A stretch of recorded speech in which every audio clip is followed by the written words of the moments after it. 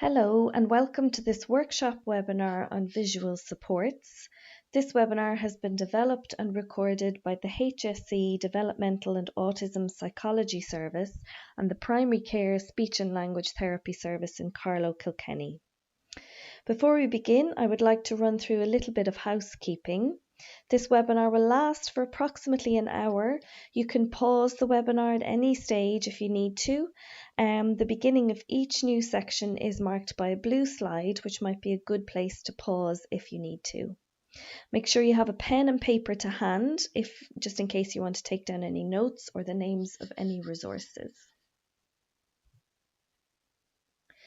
So just to go through an outline of what we're going to cover in this webinar, firstly, we'll talk a little bit about what visual supports are. We'll take a look at some guidelines for choosing a visual support strategy. We'll look at different types of visual supports.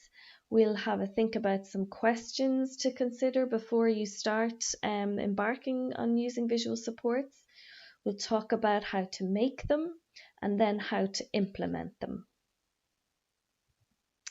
So starting off with what are visual supports?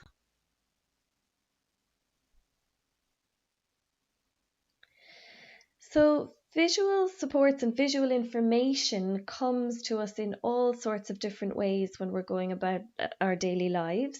So one of the first things that we get information on is other people's body language, and this is a way that people communicate visually with us. So this could include things like facial expressions, somebody's body orientation and their proximity to us, their body stance, how they move their body, whether they're making eye contact, whether they're shifting eye contact and different things like that. And all of those cues are telling us little things about what somebody might be thinking, what they might be feeling, or what they might do next. Another way that visual information comes to us would be through environmental cues. So this would include things like how furniture might be arranged in a room, printed materials in relation to particular topics or different things of interest. There might be different signs or logos, labels, prices, etc. All of these things giving us visual information within our environment. It could be things like written messages, instructions, menus in a restaurant, directions on packages or on machines or things like that. All of which, as I said, are giving visual information on how we might go about different tasks. Then moving on from that, there are traditional tools that we would use for organisation and for giving information, and this includes things like calendars, daily planners, our schedules, TV guides, shopping lists, any notes that you might make in relation to something, maps or telephone books, and then operating or assembly instructions for flat pack items as well. So this is all giving us visual information on how to go about certain things and how to organize ourselves. And then finally, where we can get visual information from specifically designed tools to meet specific needs. So where somebody might be struggling with more verbal communication, or they're understanding or they're expressing themselves verbally, visual approaches can really help with that, and visual strategies can help with that. So visual approaches might be things like PECS or the TEACH program. And then visual strategies is what we're going to focus on today, which is the idea of using visual information to support and enhance communication overall. So just to think about some facts in relation to the use of visuals to support communication. So in face-to-face communication with another person, the information that's transmitted between two people is made up of 55% visual information. So including things such as body language, posture, eye contact, facial expression, all of those things that tell us things about how somebody is thinking or what they might do. Only 38% of it is related to vocal information, so things like the tone of somebody's voice, the pitch, the prosody of their voice. and a bare 7% of the information that's transmitted is made up of verbal communication, so the content and the words that somebody might use when communicating with another person. So taking a look and having a think about whether you might be an auditory or a visual learner, the research would say that 90% of the population would consider themselves to be visual learners. And what that means is that they would learn better by seeing something, either in a picture format or by somebody doing something, than just being told about it. So to give you some examples of this and to help tease out whether you might be a visual learner or a verbal learner, think about the scenario of being in a restaurant where a waiter might tell you what the specials are that day. What is it that you find easier? Is it easier to read the menu, or is it easier to remember what the person has said to you? Also, another example, thinking about getting directions. It's really hard to remember once somebody goes beyond the second or third direction, but it's easier if things are written down or if it's drawn on a map. It's easier for most people to remember that. So just taking a look at some myths about visuals and using visual supports, some very common ones here. Firstly, it's often said that, or some people would often say, my child is verbal, they're not going to benefit from visual tools. Visuals will hold my child back. He understands everything I say, so what's the point in needing to use visuals to support communication? Or he's just not paying attention to them, or he wouldn't use them, or he's gone past the need for pictures. So these are some very common reactions, I suppose, to the suggestion of introducing visuals. And these are all not true when it comes to thinking about using visuals. Visuals are there to support and enhance communication, and they are tools, as you can see from what we've talked about before, that all of us use to varying different levels throughout our day. So every single person on the planet uses visual supports in some form or another, and it's about really finding the level that matches where your child's communication is at. Visuals will not prevent your child from learning verbal information, and in fact the research shows that it will make it more likely to support verbal information because the understanding is better, and you're always going to be pairing visual information and visual supports with verbal information as well. So it actually enhances it and supports communication. And I suppose in terms of understanding everything that I say, and so what's the point in adding visuals in? We know from the research that when children are stressed, when anybody is stressed, our ability to process verbal information reduces. So think of that yourself if you're feeling overwhelmed or stressed about things and somebody asks you to do something or, gives you loads of information, your ability to take it in and to understand it is much more reduced. You're too overwhelmed to be able to process it. So visuals will minimize the risk of your child not being able to understand what it is you're trying to communicate to them when you're only giving that verbally if they are stressed or if they're a little bit overwhelmed. So to take a look at next at some guidelines for choosing visual supports and how we might go about this. So the goal of visual strategies and supports is to reduce somebody's stress and anxiety. That's the main goal. And within that then, it's about teaching those skills that will improve all of communication. And there is a significant impact on the environment for more efficient learning. So if somebody is less stressed because they understand what's happening or what's going to happen next, or they have greater support around the communication and what's going on, they're less stressed and more available for learning in that environment. So it's really, really important to get this right. And they also help a person to organize themselves and to plan and to manage and to know what's coming next. So before choosing a visual support, there are a few things that we need to think about. So it's really important firstly to think about your child's language level. Are they speaking yet? What are they understanding if they are speaking? And that's going to make a difference when it comes to choosing what types of visual supports might be beneficial for them, what might be too complicated, what might be too simplistic for where they're at. So just in terms of that piece and knowing where they're at with their language level is really important.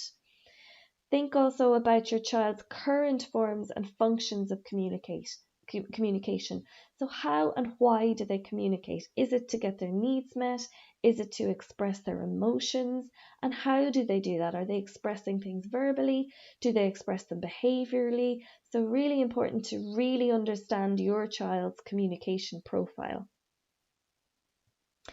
It's also important to think about your child's level of intention. So, how are they able to exert their own control over things that are happening? What do they intend? What are they trying to seek? What are they trying to avoid? What are they trying to have some ownership over? And what's their intentions behind that? And then finally, it's really important to think about the environment. So, what is the environment around your child? What's the physical layout, the organization of the room that they spend most of their time in? It might be a classroom or a room at home, and that's a really important first step. So, how can we develop different key areas in any given room?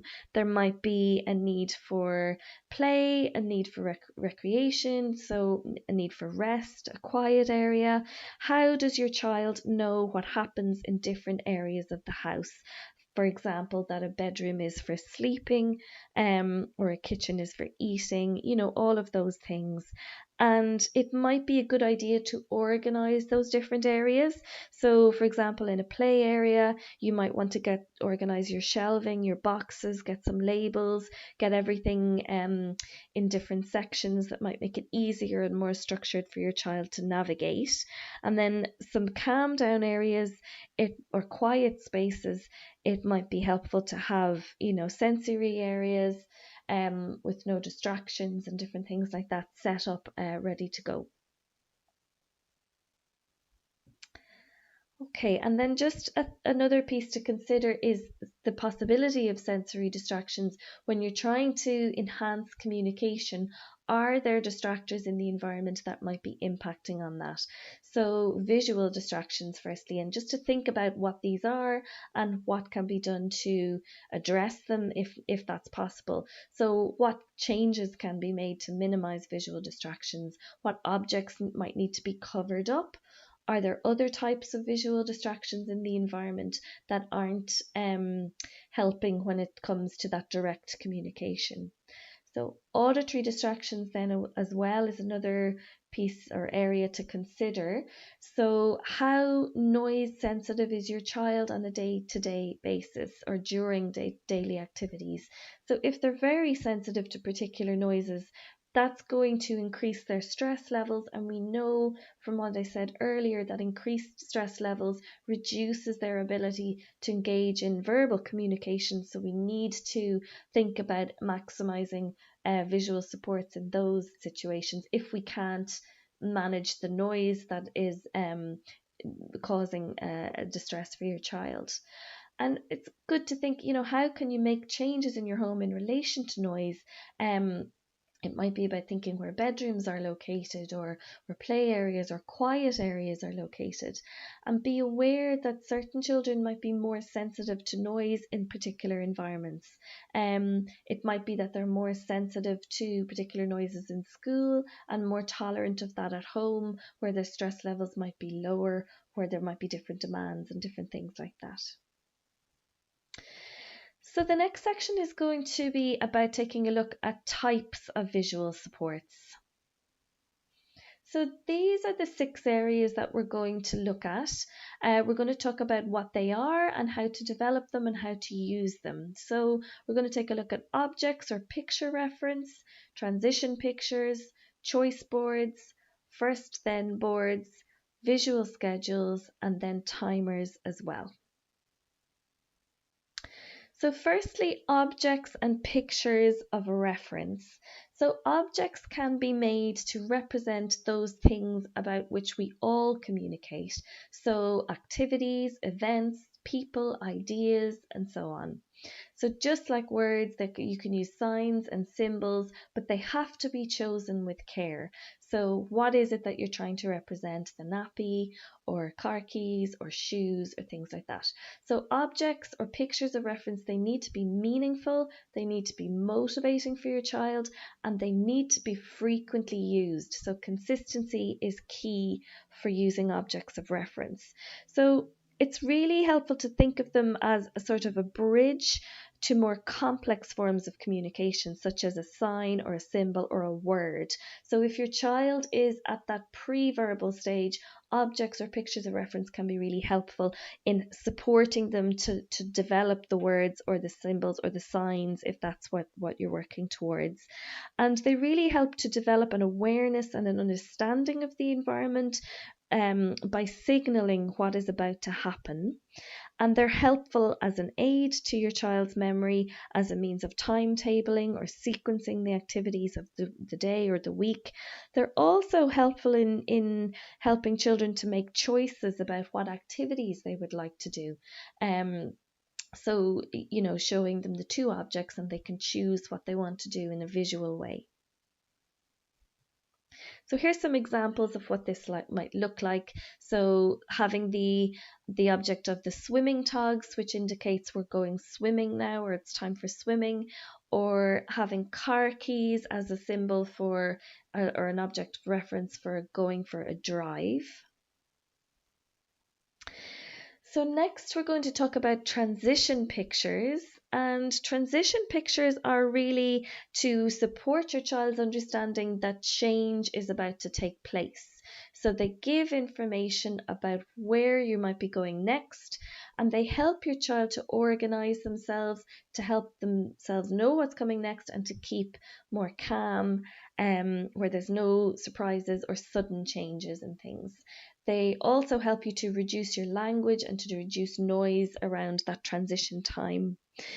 It's important to bear in mind that sometimes longer sequences of visual information might be more effective in alleviating transition difficulties. So this might be for certain children. So rather than having just one picture for one thing that's coming next, for some children having a visual schedule in a central transition area might be better, where they can see the next 4 or 5 things that are coming up and the order that they're coming up in.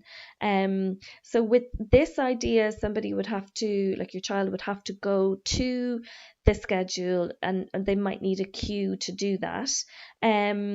And to check what's coming next on the schedule. So that's just a slightly more higher level of using pictures for what's coming next. But the preliminary level would be using a transition picture, which is a picture of the next activity and what's coming next. So for example, something like next we're going to McDonald's, you might show the picture of the McDonald's sign or the McDonald's symbol. So this can also be used for people as well as places or activities. So for example, a picture of Granny, if that's who the child is going to next. So just a little indicator of this is what's happening next. So just to move on to choice boards. So choice boards are used where you want to give your child a choice over what they might be doing next in terms of activities, or it could be different types of foods or anything like that. So it's really, really important to build choices into your child's day where you can. They really help to give your child more control by allowing for those socially and age appropriate control over what they are doing. So if it is snack time, rather than asking your child, do they want a snack or not? It might be about, we're having a snack. Would you like to have a banana or grapes? And showing them a picture of both, and they can choose what they want. So building choices into the activity that you're doing can help to engage them in that. So choices really allow for opportunities to communicate and to teach language. So it's a really good idea to use a choice board to support you with that. And the options that you give are it's really best if you can give options that your child likes. So different types of food, choices between two different toys or two different activities. And you can make a choice board using pictures, using objects, and you should offer them whenever you possibly can. So the more places you can offer choice boards, the better. So what do they look like? Here's a picture at the bottom of this slide in terms of what a choice board might look like. Now this is one that has 6 choices on it, but you can have 2 choices if that's where your child is at, or if they've moved on from that, you can build up to as many choices as are available for that day for your child. So it's a simple visual to represent choice. It makes it clear and easy to understand. These are all the available options. Which one would you like to choose? So choice boards also give that opportunity to teach acceptable behaviours. So this is what we can do in this moment. If you're feeling angry, you can choose to listen to music, or you can choose to do some breathing. So it's giving them control within the situation. And it's a good idea to try to increase that range of choices for your child, and it gives you that opportunity to do that. It also improves communicative effectiveness. So the effectiveness of your communication to your child, it slows down your own words, and it really helps them to process what it is you're trying to say to them in terms of what's on offer. And it provides a reliable way of indicating when something is not available. So if it's not on the choice board, it's not an option. It can also help to reduce those behaviors where your child might really not want to engage in a particular activity, but if they have a little bit of control over how that's done, where they're choosing what might happen next, that can really help to involve them and engage them in it. So here's another example. For this child, it was about choosing what they would like to do for their break. So they had the option of a puzzle or to go for a walk. Here's another example with more choices on it. So this has got 9, and the child can choose which one they want. These are all velcroed onto this board, and they can pick off the one that they want and stick it over onto the velcro on the left hand side to indicate what their choice is. And another example of I suppose, a more advanced type of choice board. So what can I do next? When you have finished your work, you can choose one of the following activities, and there's a choice of 3. So just a note in terms of managing unavailable choices. So there might be days when a particular thing is not an option. For example, if one of your child's favorite activities is to go to the park, but it's raining that day and you can't go, and that's not an option. So if a choice is not available, you can use what's called a no sign, which I'll show you in one moment. And the no sign, that can also be used to help stop harmful behavior as well. So if your child is pinching or biting or any of those things, you can use this to visually support their understanding of no, that's not allowed. So this is what that looks like. So it's just a red circle with a line going through it, and you can place this over activities on the choice board that are not available to support that communication.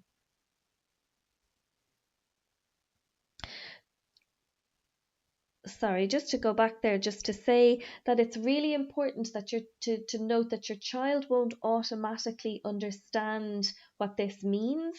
So you will have to work on teaching this to your child. So you could set up scenarios to do that, where you might have a choice of 3 activities, and then you might come back to it at another stage and one might be gone, and you might teach them that a symbol over that activity means it's not available. So there's little ways that you could do that, and try and build that in and work on their understanding of that symbol. So first then objects is also another tool that you can use. So first, then either you can use it in a board, so with pictures, or with objects.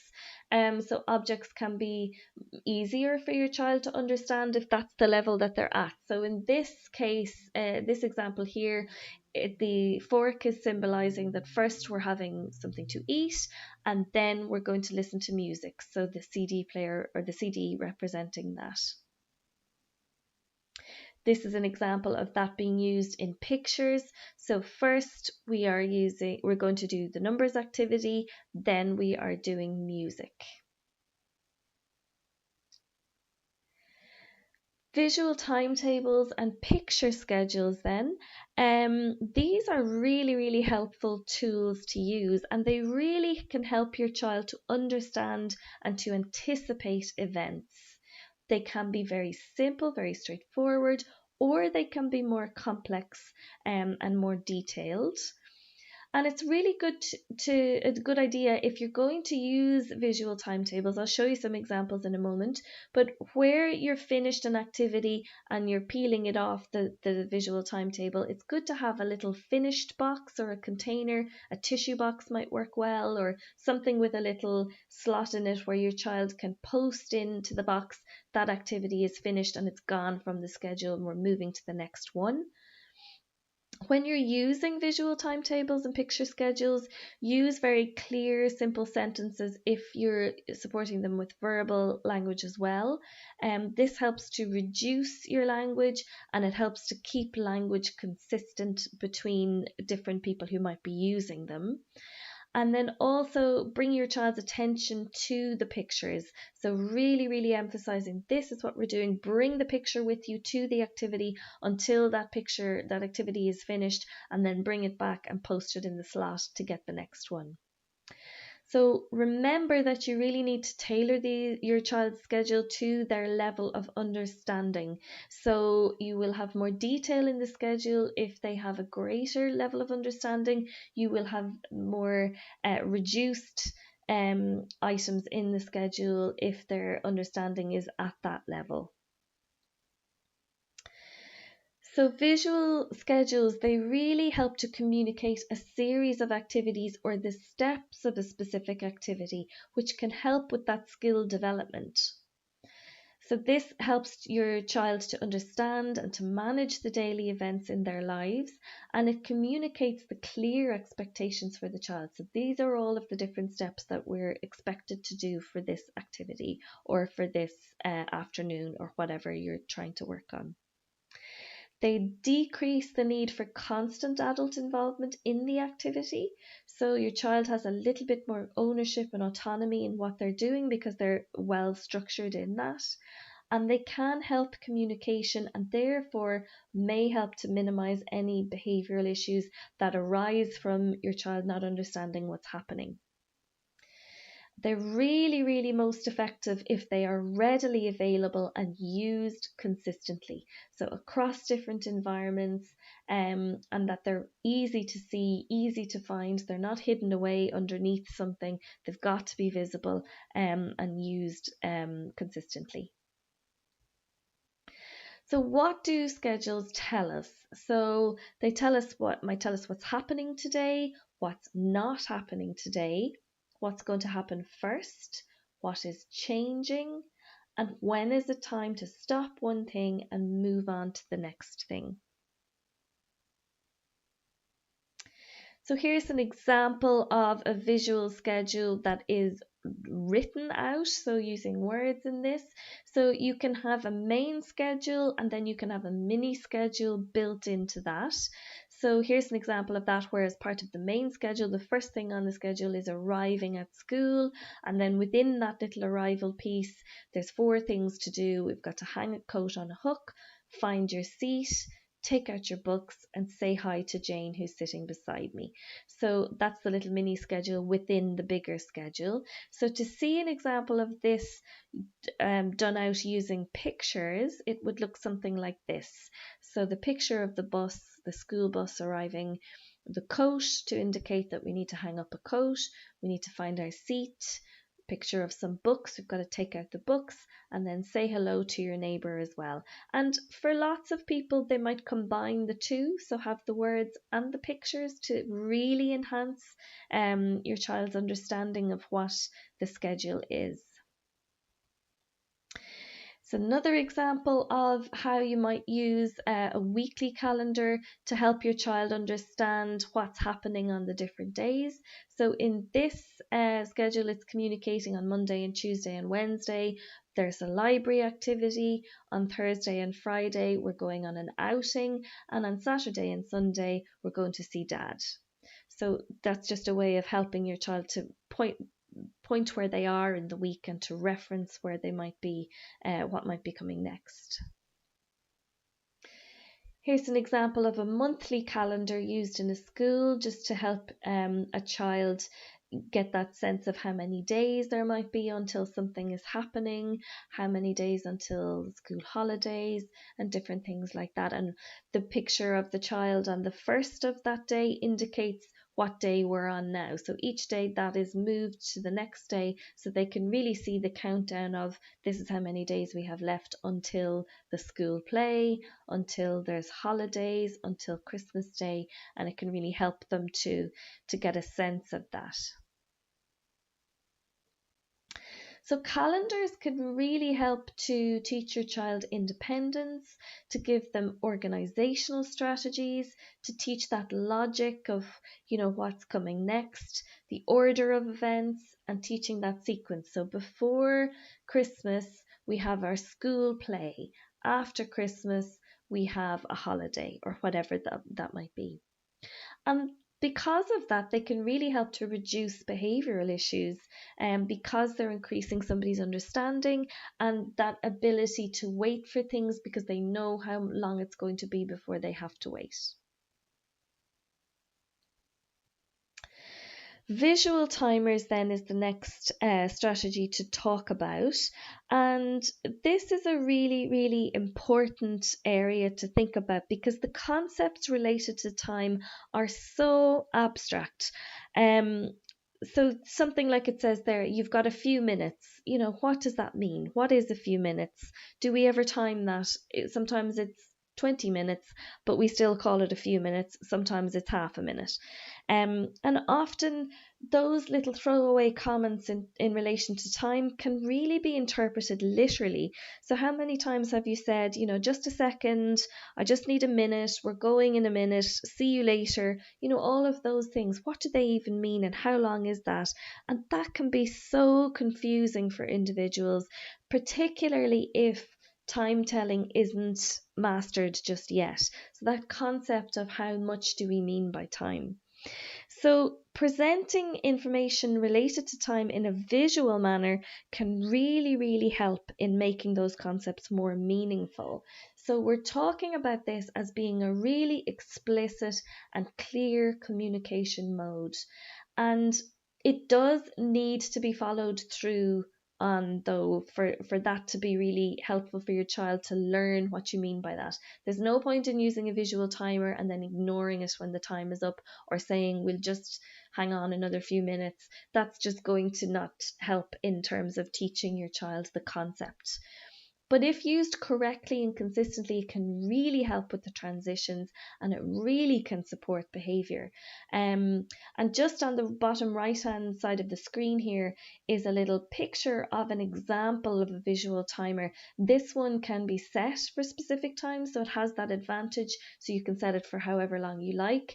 And when you set it, it lights up, and then as the time reduces, the lights gradually get smaller and smaller and reduce right down, and your child knows, can gauge how long they have left and when the time is up. There are lots of different types of visual timers that you can get, different egg timers, little buzzers that go off, loads of different ones. But ideally, if you can get one where they can see the time reducing in a very visual way, then that's really helpful. The egg timers are handy, but they can't be set for particular times. So the disadvantage of those is that they come preset in 1 minute, 2 minutes, 5 minutes, all of that. But they can be handy to have as part of your repertoire of tools. So all of these visual timers and things, you can get them in lots of different places. Some good options are, there's a website called thinkingtoys.ie. They are a company based down in Clare, I think, and they have a lot of visual timers, a good range there. Amazon is another place where you can get them. Some of the libraries also have different pieces of equipment like this as well, so you can try some things out. So it's really good to try these. They can be really, really helpful in managing the transitions, because as well, for your child, when the timer goes off, it's not you saying that it's time to transition. You can blame the timer and support your child in a more empathetic way, rather than them seeing it as you being the one telling them that they have to finish whatever they're enjoying. So here's some examples of what some visual timers might look like. This is one where you can set the time in intervals of 5 minutes, and you can see how the red section grows for more time that you set it for, and then as the time reduces, the red section reduces until there's none left and the time is up. So this is called a time timer. These are the egg timers we were talking about earlier, and these generally come in preset amounts of time, so you can get them for 1 minute, 2 minutes, 10 minutes, whatever you would like to have. So in thinking about older children and what might be helpful for them in terms of visual supports, lists and charts can be really helpful for them. So thinking about what are the lists that they might need to develop in terms of things that I need. So what do I need to bring home from school? What do I need for going to the swimming pool? What do I need to do before I go to school? So for some children, they will need this in a picture representation, in a list format, and for other children it's enough that they can write it down, or it can be typed up and they can read through it, or you might do a combination of both. So thinking about some questions to consider in relation to visual supports. So when you're making visual supports, think about these questions. Will your child understand or recognize the pictures, or do they need the words added in? Is words on their own, is that okay? Or do you need the picture to support that? Is the activity represented by the visual schedule obvious to the child? So is it clear what you're trying to represent by that? One of the easiest ways to test this out is to develop your schedule and then give it to somebody else and ask them to tell you what it is that it's trying to tell them, and then it'll become clear whether it's clear to them or not. Can the schedule be made even more clear by the use of words, more images, or objects? And does the child know and have available the tools that are required to successfully complete the activity? So if you're trying to teach them how to brush their teeth and you've got a visual schedule for that, but there's no toothpaste or there's no towel or something like that in the bathroom, then they're going to really be confused by that. So these are some common questions that many parents or teachers or whoever is trying to develop visual schedules, these are some of the questions that come up. What types of pictures can I use? Where do I get pictures from? Can I do it? Who does it? What do I use? Where do I start? And then all the different apps. So the answers to these, what types of pictures to use, it's best, as I said earlier, if you can use a picture of your own child or the objects in their own environment that they are familiar with, or pictures of their own environment. That will be the easiest for them to understand. Next to that, you're talking about maybe pictures from the internet that might represent what it is you're trying to communicate, or it could be a drawing of what they're trying to communicate, but those things are more difficult. They're a little bit more abstract for your child to understand, but some children might be able for that and others will need the actual picture of an object. Where to get pictures then, there's lots of different sources. Google Images is great for pictures, and you can insert them, you can copy them and insert them into your documents or into your schedules. And then do2learn.com is another website where you can get picture representations of different activities, emotions, objects, different things like that. Can I do it or who does it? Absolutely, you can do it. Anybody can do it. Once you're following some of the guidelines here, and you're using it consistently. Teachers will sometimes use these in the classroom. So if they're already doing something in the classroom, you could talk with your child's teacher and try and develop similar things for home so that you've got consistency there. So definitely parents can do this, can establish this, no problem at all. What to use and where to start, we're talking about that here, and we're going to talk a little bit more about that next in terms of how to actually go about this. And the apps that you can get for these are really helpful. There are great ones out there that you can use to help you with this, where you can develop little visual things that are remote or that can be used remotely, when you're out and about. They're on your phone and you can just pull them up whenever you need them, so they can be really handy that way. So the next section is all about how to make visuals.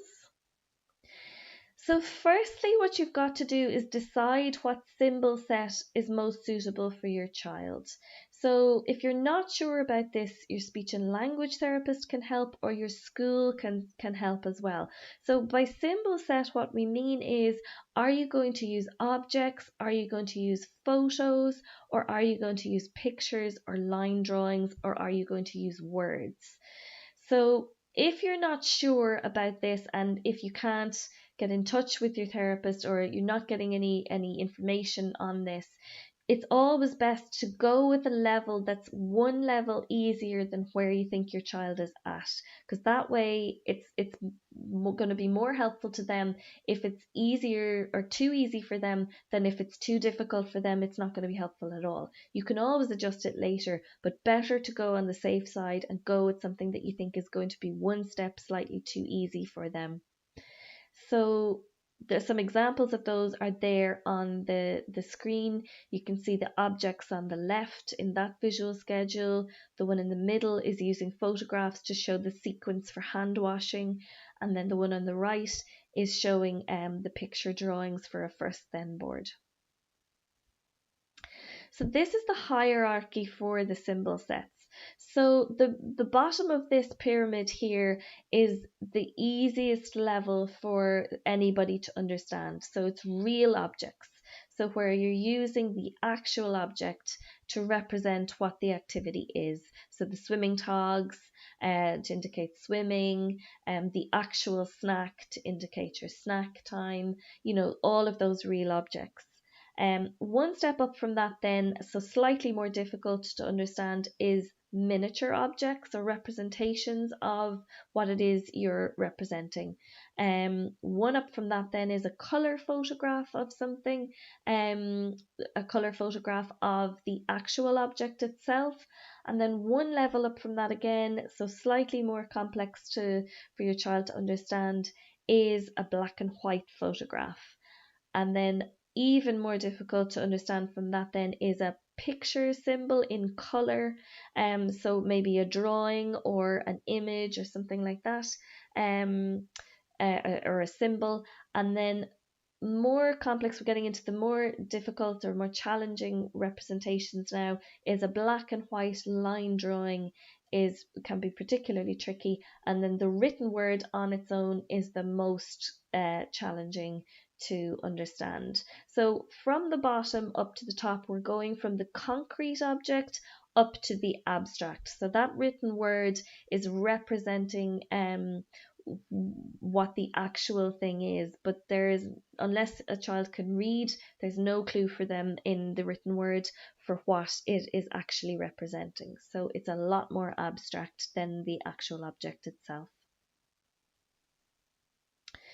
Some practical tips on making visuals then. So for photos, if you are going to take photographs of different things around your house or objects, make sure that the background is contrasting to the object itself. So light against dark or dark against light. If your object is dark, choose a white background or a light background. If your object is light or white or something like that, choose a dark background. Take the photo from your child's perspective. So if you want to take a photograph of their bedroom, there's no point in keeping your camera probably up at the top of the door going in and high up so you're taking in the whole room. They may not recognize that. So take a photograph from their bed or from down at their height where they're most likely to remember that that's what my room looks like. And try and keep the background clear. So if you're looking for pictures of objects and things, avoid having other items in the background that might be confusing. So what you're going to use to make your visual support real objects, as we've talked about, tactile symbols, objects of reference, for example, the swimming togs, packaging for different foods or food labels and things. You're going to take a look at photographs, might have miniatures of the real objects, coloured pictures, line drawings, written words. These are all your tools. So as we've talked about already, pictures can be sourced from Google Images, from catalogues, clip art websites. You might get them from magazines. We've talked about taking photographs and how to do that. If you're artistic, you might be really good at drawing pictures, or your child might be. You can also use Boardmaker, which generates them for you, or you can use some of those specialist websites we've talked about already, do2learn.com.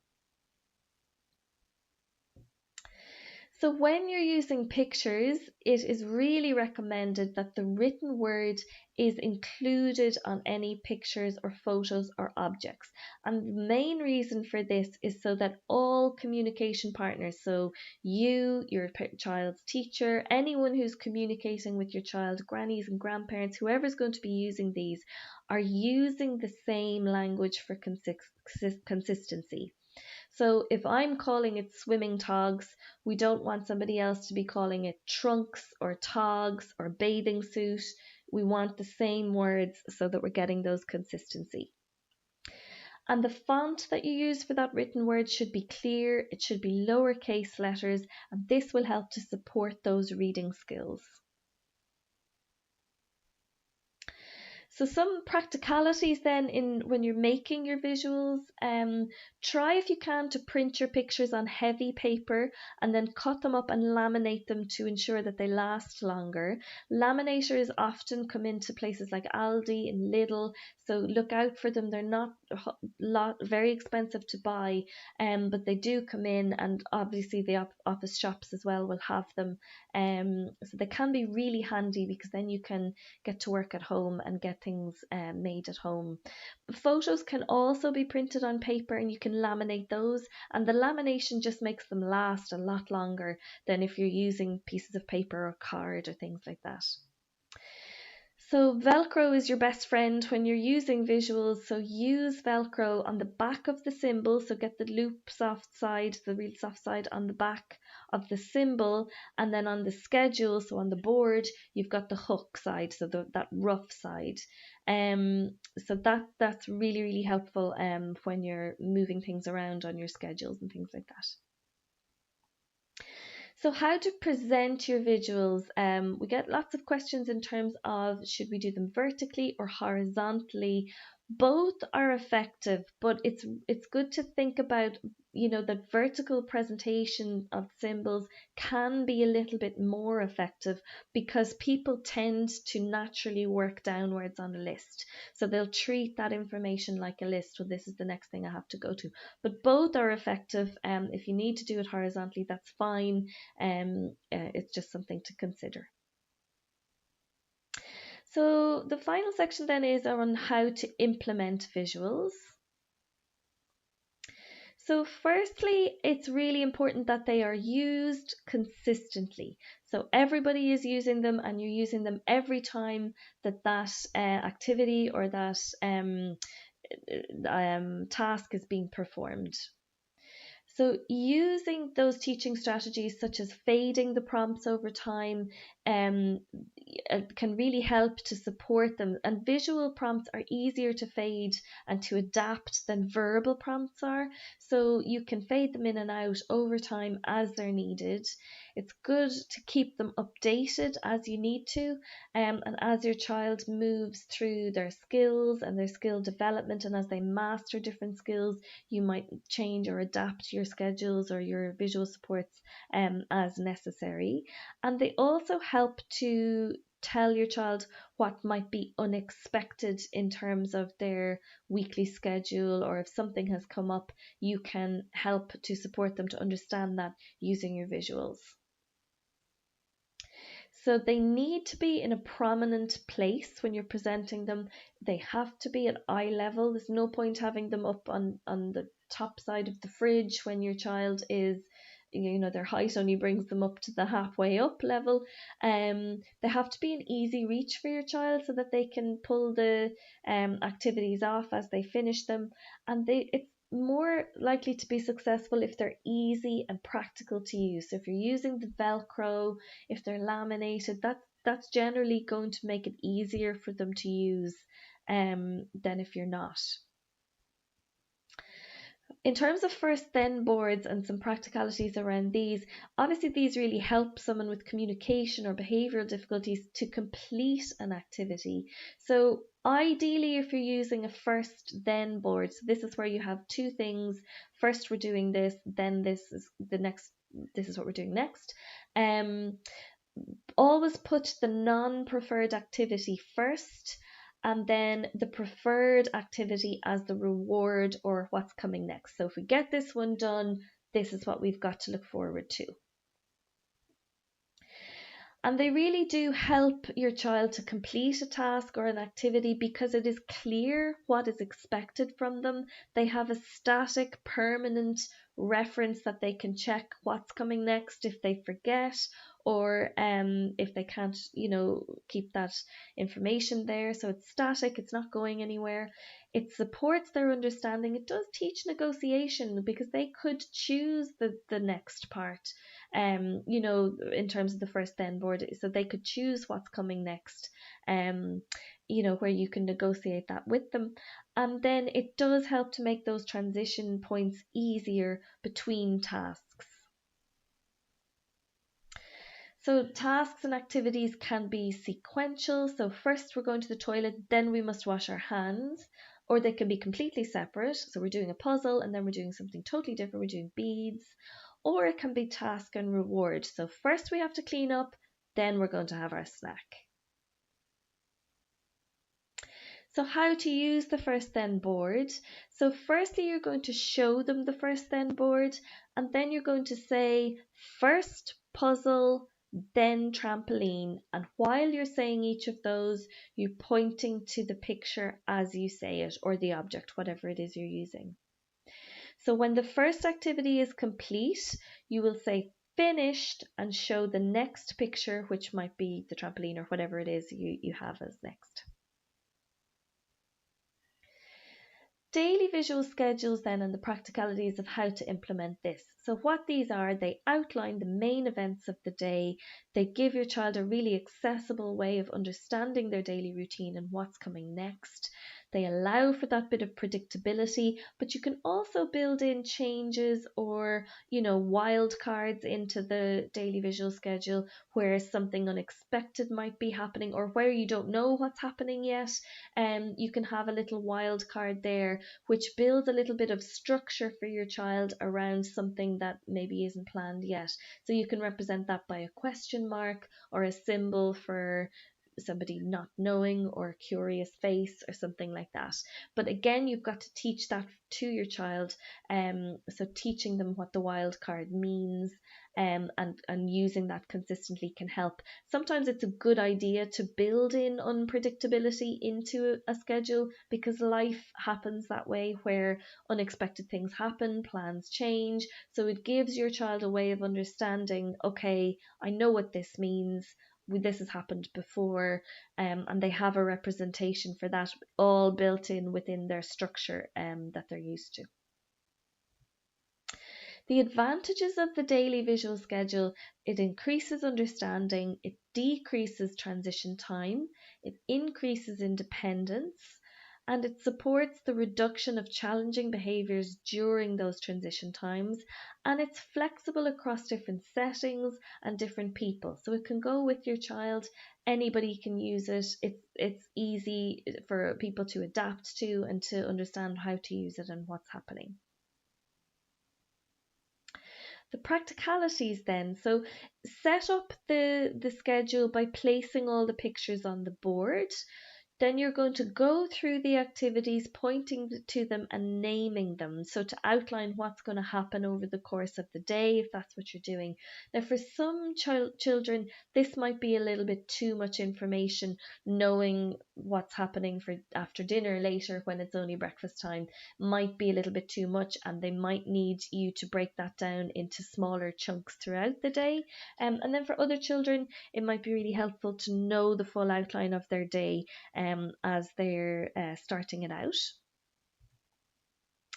And then for the activity that is next, the idea would be that you would support your child in taking the picture off the schedule while you name it, and then help them to carry it to the activity location and match it with the picture there. So you've got your schedule in your centralized point. So say you've 3 things on your schedule. You've got beads, then you've got snack time, and then you've got the ball pool. So the first activity is beads. So your child will take that symbol or the picture of the beads. They will bring it over to the table where the beads are, where there will also be a picture of the beads, so they can match it to that picture so they know they're at the right activity.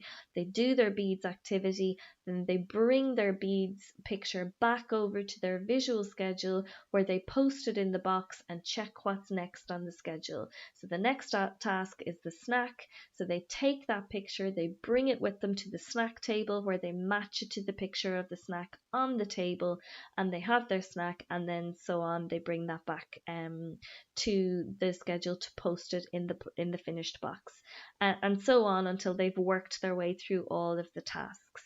So with this one, you can gradually reduce those physical prompts that you might need to give your child as they're working through their different activities. So when an activity is over, then you can use that visual prompt to help them to check their schedule. So, and if they're able to do that, they might bring back the last picture, as we've just talked about there, and put it in the envelope at the bottom of the schedule. So they might need a little prompt when they're finished their activity to check their schedule. Remember to check the schedule. Object schedules then, this is slightly different to the visual schedule because it's using objects to outline what the main events of the day might be. And this can be used for activities or for places or for people. And the idea behind it is that you show the object, name the activity, and then bring the child to that activity. An activity schedule is a sequence of events that's needed to complete an activity. So, for example, washing hands, and we saw some examples of this earlier. So this would be where you would have all the different steps that are involved in whatever that activity might be. So for washing hands, we turn on the tap, we put our hands in the water, we get some soap, we rub the soap on our hands, we put our hands back under the water, we turn off the tap, we dry our hands, and we're finished.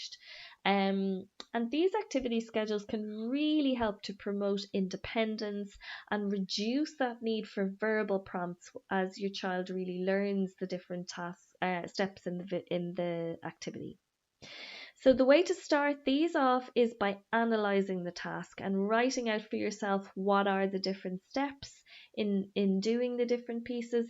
And then it's about getting an object or a picture to represent each step so that your child has that representation of what the sequence is for what they need to do. So here's another example of that, another hand washing example. Two examples of this, just done two slightly different ways. So the first one on the top left is done using photographs, and you can see how it's paired with the words underneath, which allows for that consistency, supports the verbal communication. So you're really rounding it off, doing everything. So all the little steps that are there. Then on the bottom right hand corner, it's the same task or same activity. It's just done out not using pictures, but or not using photos, but using pictures to represent the different components of the activity. So finally then, just to put up a little piece on the resource information in relation to visuals. Just a couple of things that we mentioned there. The do2learn.com website is really good for lots of these visuals, and you can print them off in colour, and they can really help to get you started, get you going. Thinking Toys, as I said, that's a really good website for the visual timers. Lots of other things there as well that might be of interest to you, but they do have a good section on visual timers. And if there's anything that you're looking to order that they don't have, it'd be worth getting in touch with them to see can they order it in for you. They are an Irish company, as I said before as well. And lastly, there's some good information on the National Autistic Society website, which is a UK website. But this is their website here, autism.org.uk, and they have a nice section on visual supports, which might be worth taking a look at if you want more information from what we've talked about today. So many thanks for your time and attention in viewing this webinar. I hope it was helpful to you, and we look forward to working with you soon in relation to more on these visuals. Thank you.